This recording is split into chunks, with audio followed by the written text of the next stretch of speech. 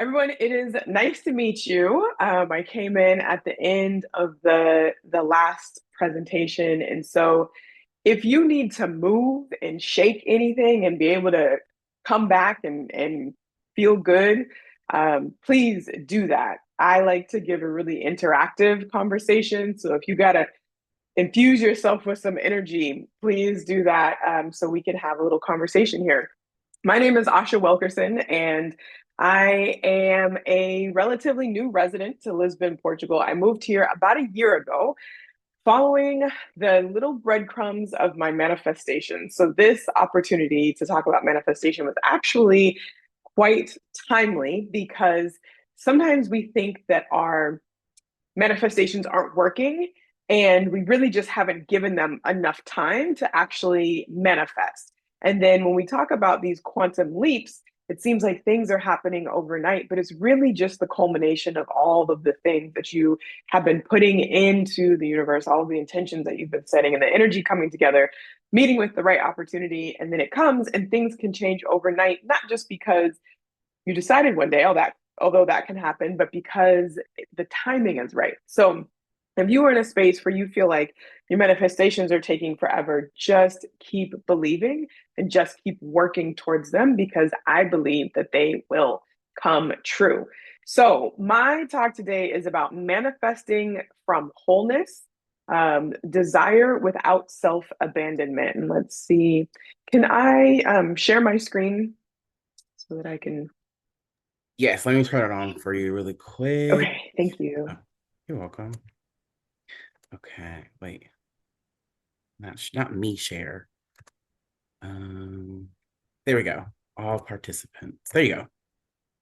Okay, perfect. Thank you. You're welcome. Okay. All right. So manifesting from wholeness, desire without self-abandonment. And in my own life, and I'll talk about this a little bit more, sometimes I have trouble saying what I want because it almost feels like weakness, especially if you've had to be the strong person or the one in your family that's always had to figure it out, or if you've been taught to be really grateful and to put everybody else ahead of you and to meet everybody else's needs before your own. Sometimes asking for the thing that you want feels it is like it is weak, right? Instead of being of coming from a place of power.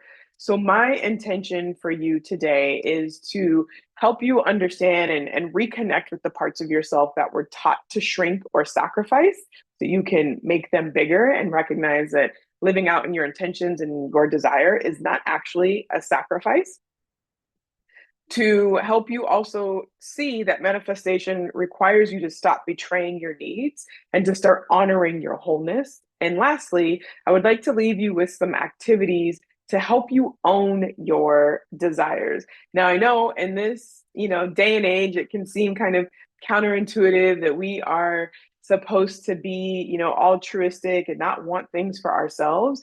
But I will share with you in a little bit that manifestation really is a divine, or a desire is like a divine inscription, right? It didn't just come from nowhere, it came from someplace. And when you believe that the desire is something that will bring you closer to that universal energy, closer to that love, closer to alignment, then you'll begin to treat your wants and desires a little differently. So let's first talk about misaligned manifestations. So, my question to you is, and I would love if you would put in the chat or even just come off mute to respond, it'll make this lots of fun. Are you manifesting from your soul or are you manifesting from survival? And are you manifesting to prove or to be perfect? So, I'll tell you a little bit about my background. I grew up as an only child in Portland, Oregon. I was often the only African American kid, often the only student of color in Portland, Oregon. My mom was inducted into the Hall of Fame at the University of Mississippi for being the first Black woman to enroll and graduate from Ole Miss. My father was also a Hall of Famer at Portland State University, but for basketball. And we had all of this all of these eyes on our family were just noticeable. I'm really tall. My dad was tall. My mom worked in the school district where we went to school, where I went to school, and she was the only Black administrator in that space. And so it was very clear that people would see us before I would notice them, especially as a kid. She was a middle school principal, and her students were I was playing basketball and playing sports against her students. So people would come to her, parents would come to her and say, "Oh, I saw Asha, down the street." And I wouldn't be doing anything, but I just learned that there were eyes on me all the time. And so I learned how to want for things that would align with what society expected of me, or that would be countercultural to what society expected of me. So I didn't want to be the stereotype. And I felt like I always had to prove that I had earned my spot in a certain place, not that I just was talented enough on my own to be there.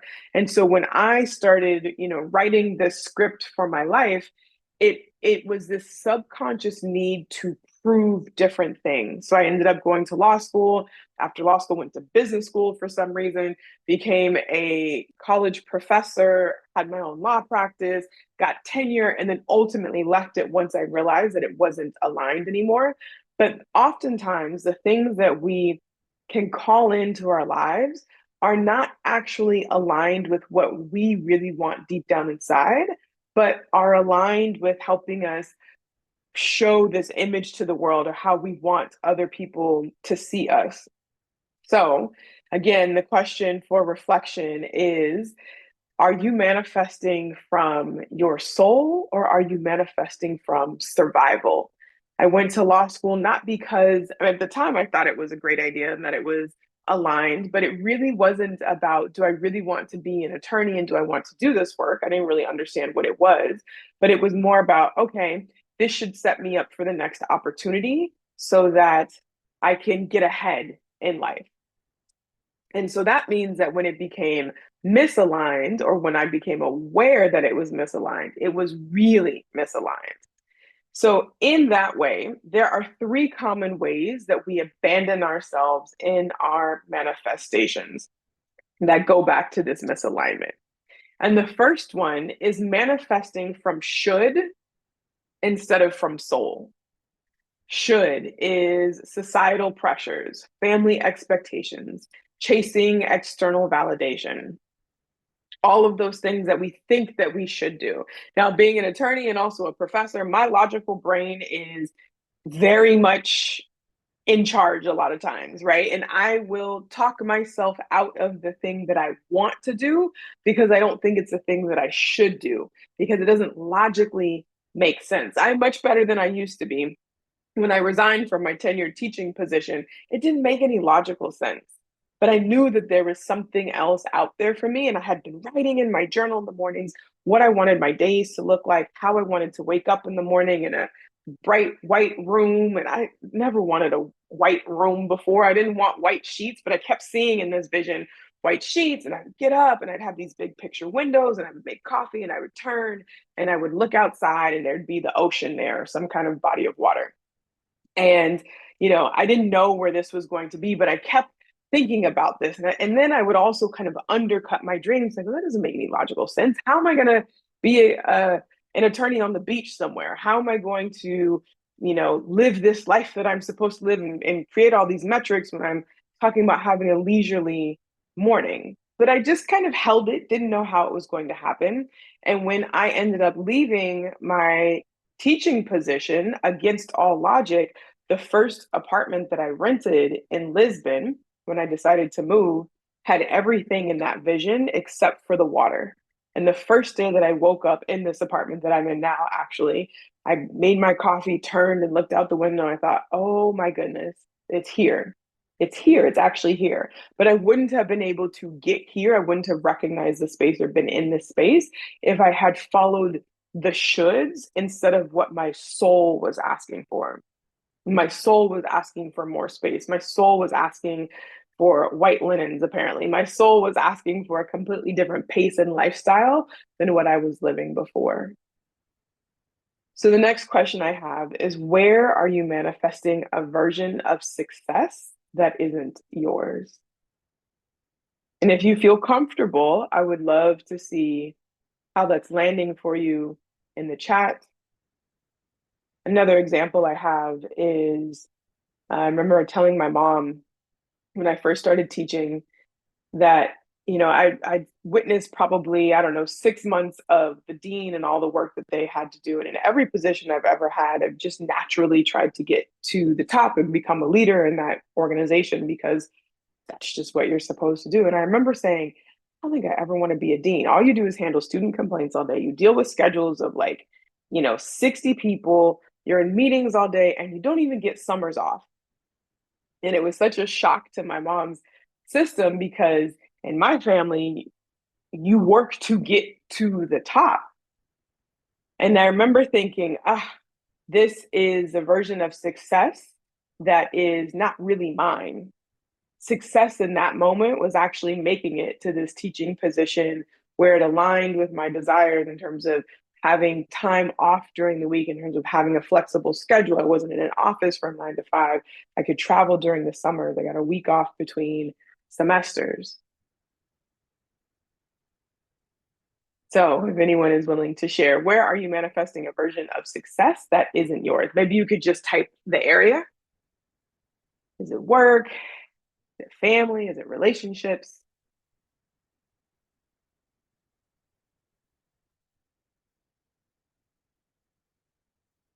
Family. Thank you. Yeah. This conversation also comes up in relationships a lot too. Yeah. It said I just walked out of the manifesting that in my relationship. Again, now everything had to come to a standstill for reevaluation. I tried to manifest from a place of should, which thankfully didn't work out. I have a completely different rhythm than what was expected to me to live, which I honestly can't. Yeah, thank you for sharing.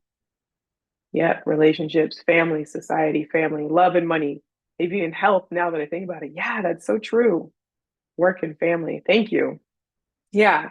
My spiritual teacher told me the other day, she reminded me, because I've another part of this manifestation story is that I opened up a healing business in Lisbon, and it was not my intent. My intent was to maybe get a breathwork class and a yoga schedule or in someone's yoga studio, once or twice a week. And then I ended up walking into this space that turned out to be mine. And when you have your vision and then it gets upgraded, right? I why did I say that? I had a good point about family. Was it family relationships? I totally forgot it. Sorry, y'all. Um, your vision can be upgraded if you just keep saying yes and realigning. Okay, now I remember. My spiritual teacher, I was asking her, I was like, where am I supposed to go with this place? It wasn't even on my radar screen and I wasn't thinking about it. And now I'm like running a whole physical healing business and this is just crazy. And she reminded me, your life, your trajectory will go wherever your vision is. And so it's important to reevaluate what it is that you are working towards, what it is that you are manifesting all the time, so you can make sure it's still in alignment with what you want. And there's nothing wrong with that. The things that I wanted when I was 20 are not the things that I want at 41. So the vision should change between the time I'm 20 and 41, or between the time I'm 40 and 41, right? And in a couple of months when I turn 42, they'll probably change again. If they change again next week, that's totally fine. Totally fine. But we need to take that time to just sink in and to think about, is this my desire? And if it is, great, go for it. And if it's not, allow your desire to come up to the top. The next part about manifesting in misalignment is overgiving and proving as a worthiness strategy. So I talked about that a little bit earlier in my story of feeling like I had to represent all Black people when I was growing up because I didn't want to be any part of the stereotype that people had. The pressure of having a mom that was educated and made history and was a part of the civil rights movement in the United States. And I was like, I have such big shoes to fill. What am I going to do? What's going to be my mark on history? But you might particularly resonate with this if you're a woman of color, If you're first generation in any sense of the word, first generation immigrant, first generation college student, first generation to leave the city or the state that your family has grown up in, if you're the eldest daughter or eldest child, maybe you're an only child, if you're a high achiever, right? Anything that could have come in and shaken up that foundation where we are manifesting and trying to achieve as a way of overgiving, as a way of proving, or as a way of developing a sense of worthiness. And you probably think, or you may think, all these people sacrificed before me. They sacrificed so I could be here now. I need to pay them back before I can do what I want. Or this is one of my favorites. My parents didn't get this opportunity. I better not waste it. Right? Or this was their hope and dream for me to be a firefighter. How could I not do this when every man in my family has been a firefighter and you just don't want to be one? Right? So when we are trying to manifest as a way of proving ourselves or covering up feelings of unworthiness or trying to feel like we have earned the love or earned the or paid back a debt to our family, that will undoubtedly, most certainly lead to misalignment. So another question is, where are you proving you're good enough instead of just being? Where are you proving that you're good enough instead of just being? I do this in work, especially in this healing work. I always think, oh, I need to get another certification. I need to have my intuition come through in a way that's like sirens blaring. My intuition comes through in terms of empathy and also sentience. So feeling things in my body, which is not talked about all that often, but my mom will see things play out like a movie screen. She's very clairvoyant or clairaudient. And I think subconscious, I guess I can talk about it. So there's some conscious belief there, but that my gifts aren't good enough because they don't come out in the way that I see other people's come out. And so when I'm manifesting or when I'm doing things in business, I often catch myself doing things as a way of proving, maybe over delivering, because I think that what I have to offer might not be good enough. So I see past life work, integration issues. Yeah. So where are you proving that you're good enough instead of just being? The third way that we end up manifesting into misalignment is by ignoring or minimizing your needs and desires. This one is so easy to do, especially if you were used to taking care of the people around you. I bet that there's a significant number of you you're obviously on this call, and so you're probably a giver. You're into the spiritual stuff, you want to make everybody else around you. And so, where are you placing other people's needs above your own? Where have you not been able to admit your own needs? That's hard for me. As an only child who had to be self sufficient pretty early on, I didn't have any siblings to, um, you know, tell them to cook dinner one night. You know, it was just me. I used to have to mow it like I was my dad's kid. My dad treated me like a son. My mom treated me like a daughter. Like I was just the only kid that had to do everything. So I had to cut the grass and weed the bushes and help out and do my own laundry and do all this stuff, which is just good kid stuff to do. But I learned to be very self-sufficient early on. And because my parents were working, I wasn't used to asking for help. I'm still not used to asking for help. So I end up saying yes to a lot of things when really my needs or my desires are in contradiction to what I'm telling other people that I can do for them. It's hard for me to even admit that I need help in whatever area. I threw a party at my space a couple weeks ago here in Lisbon, and I really needed someone to help me take money at the door. And I felt so bad asking. Now I know that if I would have actually asked, any number of people would have shown up for me and volunteered to do it, and they would have enjoyed greeting people at the door. But I just hated to ask because I felt like I couldn't give them something in return. I feel like I still had to prove, right? I still had to be enough for that. And so I suppressed my need for that help because I was going to be this strong business owner that looked like I had it all together. So sometimes I also feel like I'm too much. I have a fear of being too much. If you've ever been told that you were too sensitive as a kid or as an adult, that you want too much, right? There might be this internal desire to keep it all together because you have a fear of your desires being too much for the people around you. And so if you do have that fear, you may not even be admitting to yourself what it is that you actually need. And if you can't admit to yourself, how can you ask somebody else? And if you can't admit to yourself, how can you ask the universe? Right? How are you going to manifest what you want if you feel like deep down it's too much? So, another little reflection question is, where have you been taught that what you want is too much? And now we're going to shift from this mind frame of manifesting from this deficit of I need, or manifesting without trying to be too much, to manifesting from a place of wholeness. So, manifestation isn't about controlling the outcome, it's about being the safe space that you need so that your desires can actually land. So that means creating a practice for yourself to slow down, to check in with your needs, to ask yourself what it is that you want in this moment, and then to learn how to give it to yourself.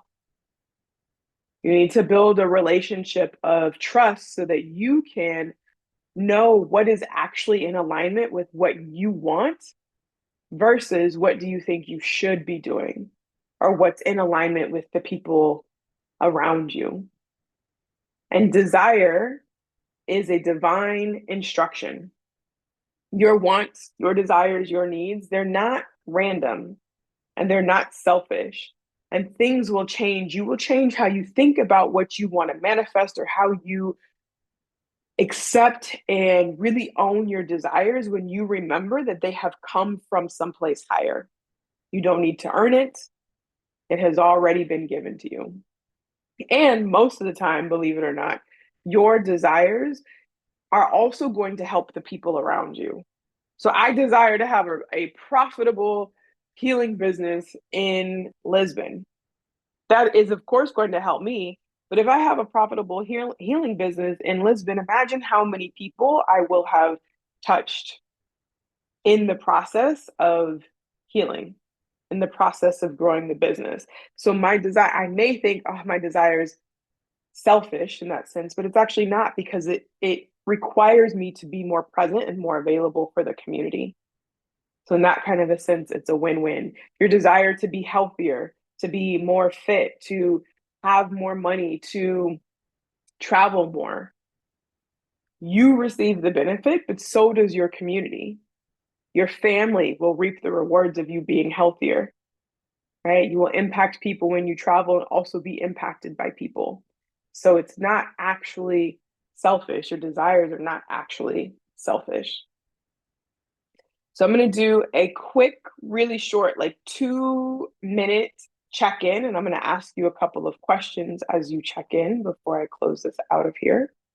So if you just close or lower your eyes and just start to take some deep breaths in through your nose and out through your mouth.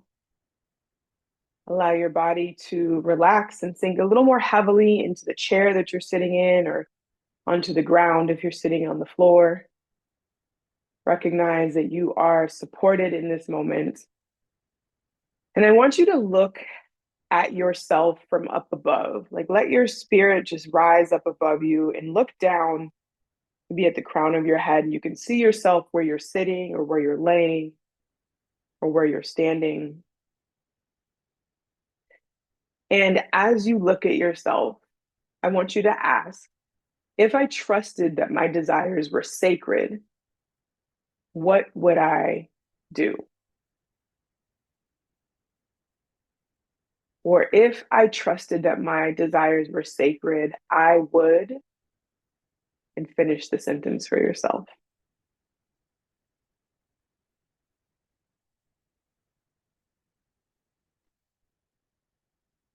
Let that sink in a little bit, let it resonate. See where you notice it or feel it in your body.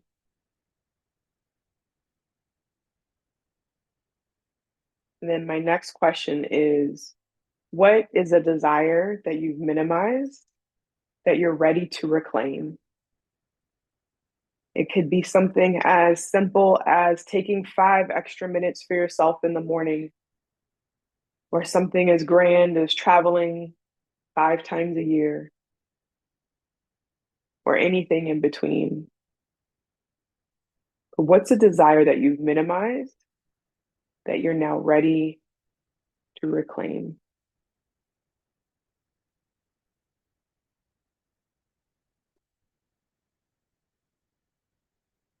We'll take a collective inhale through the nose and exhale to come back here. Inhale through your nose, bring the air up to the crown of your head. And exhale, letting all the tension go from your body. Let the breath flow down through the bottom of your feet. So I encourage you to spend a little bit of time just journaling on these 2 questions. If I trusted that my desires were sacred, I would, and just start to write or start to meditate or dream about it. And also write down where you're ready to reclaim a desire that you've minimized. And then make it your goal, make it your manifestation to bring it to fruition. Doing it from a place of wholeness, doing it from a place of worthiness, doing it from a place of owning all that it is that you want and desire. And if you are unsure about what your desires or your needs are, I have a 21-day needs journal that will walk you through the process. It is a digital download. I'm going to put that in the chat. Oh, it's already in there. It's already linked in the chat. But it's a great download. It'll walk you through, it'll ask you different prompts that'll build on each other. It'll take you through some of the things that you love to do in childhood. What could you bring back now? What are some of the reasons you're holding back? It's a good guide for just some self-reflection that you can do at your own pace.